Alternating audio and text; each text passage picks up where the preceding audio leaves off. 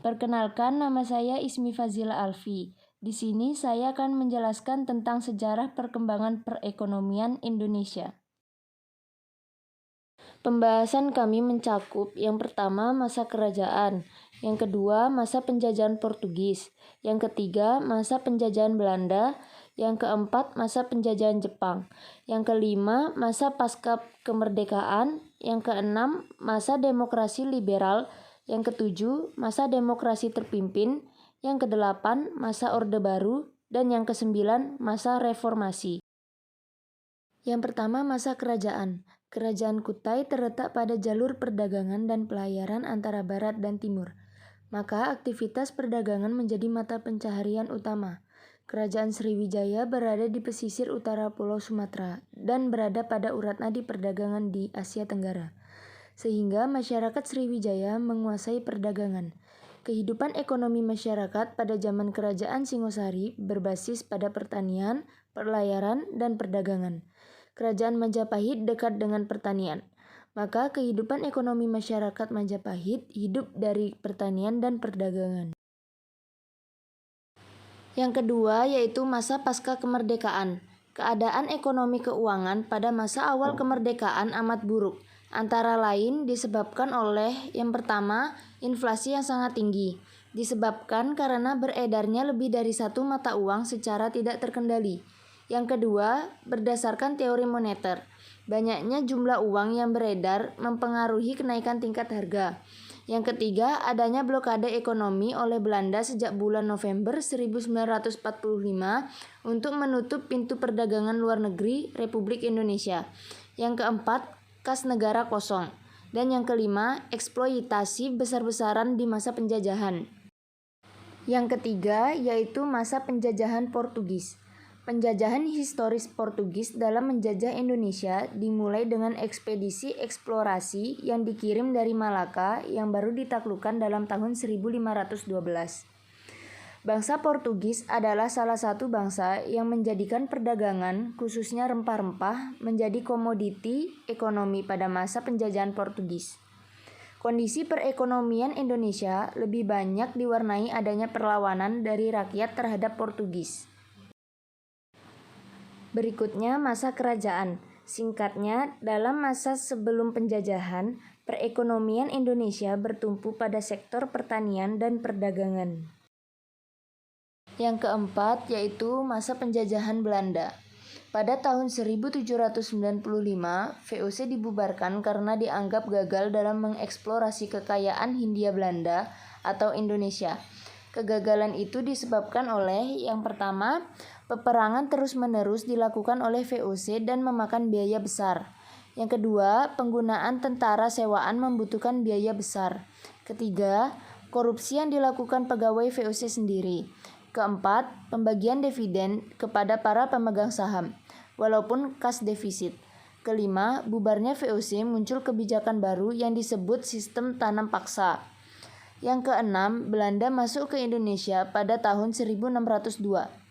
Dan yang ketujuh, dibentuk VOC adalah satu kebijakan dalam bidang ekonomi yang dilakukan Belanda. Yang kelima, masa penjajahan Jepang. Secara garis besar, penjajahan Jepang di Indonesia diawali pada bulan Juni 1942. Kebijakan ekonomi pada zaman penjajahan Jepang terdiri atas 1. Perluasan areal persawahan. 2. Pengawasan pertanian dan perkebunan. Pada zaman Jepang, hasil pertanian diatur sebagai berikut. 40% untuk petani, 30% harus dijual kepada pemerintah Jepang dengan harga yang sangat murah, dan 30% harus diserahkan ke lumbung desa. Program pinjaman nasional dilaksanakan oleh Menteri Keuangan Insinyur Surahman dengan persetujuan BPKNIP dilakukan pada bulan Juli 1945. Upaya menembus blokade dengan diplomasi beras ke India, mengadakan kontak dengan perusahaan swasta Amerika, dan menembus blokade Belanda di Sumatera dengan tujuan ke Singapura dan Malaysia. Konferensi Ekonomi Februari 1946 dengan tujuan untuk memperoleh kesepakatan mencakup masalah produksi dan distribusi makanan, sandang, serta status dan administrasi perkebunan-perkebunan. Pembentukan Planning Board atau Badan Perancang Ekonomi 19 Januari 1947. Rekonstruksi dan Rasionalisasi Angkatan Perang atau RERA 1948 mengalihkan tenaga bekas angkatan perang ke bidang-bidang produktif.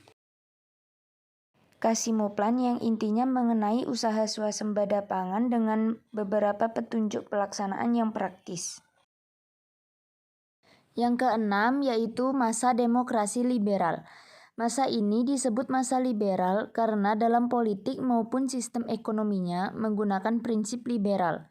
Perekonomian diserahkan pada pasar, padahal pengusaha pribumi masih lemah dan belum bisa bersaing dengan pengusaha non-pribumi. Pada akhirnya, sistem ini hanya memperburuk kondisi perekonomian Indonesia yang baru merdeka. Usaha-usaha yang dilakukan untuk mengatasi masalah ekonomi antara lain Gunting Syarifuddin, yaitu pemotongan nilai uang Sanering 20 Maret 1950 untuk mengurangi jumlah uang yang beredar agar tingkat harga turun. Program Benteng atau Kabinet Natsir, nasionalisasi The Javasche Bank menjadi Bank Indonesia pada 15 Desember 1951 lewat UU nomor 24 tahun 1951 dengan fungsi sebagai bank sentral dan bank sirkulasi. Sistem Ekonomi Alibaba atau Kabinet Ali Sastroamidjojo I, pembatalan sepihak atas hasil-hasil KMB, termasuk pembubaran Uni Indonesia Belanda. Yang ketujuh yaitu masa demokrasi terpimpin. Pada 5 Juli 1959, Indonesia menjalankan sistem demokrasi terpimpin dan struktur ekonomi Indonesia menjurus pada sistem etatisme atau segala-galanya diatur oleh pemerintah. Kebijakan-kebijakan ekonomi yang diambil pemerintah yaitu devaluasi yang diumumkan pada 25 Agustus 1959 menurunkan nilai uang sebagai berikut. Uang kertas pecahan Rp500 menjadi Rp50.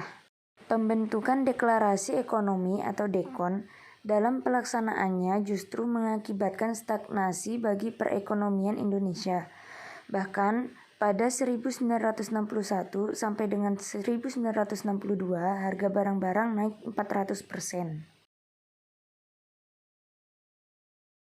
Yang kedelapan yaitu masa Orde Baru. Pada awal Orde Baru, stabilitas ekonomi dan politik menjadi prioritas utama. Program pemerintah berorientasi pada pengendalian inflasi, penyelamatan keuangan negara, dan pengaman kebutuhan pokok rakyat. Maka dipilihlah sistem ekonomi campuran dalam kerangka sistem ekonomi demokrasi Pancasila. Hasilnya, pada tahun 1984, Indonesia berhasil swasembada beras, penurunan angka kemiskinan, perbaikan indikator kesejahteraan rakyat. Pemerintah juga berhasil menggalakkan preventive checks untuk menekan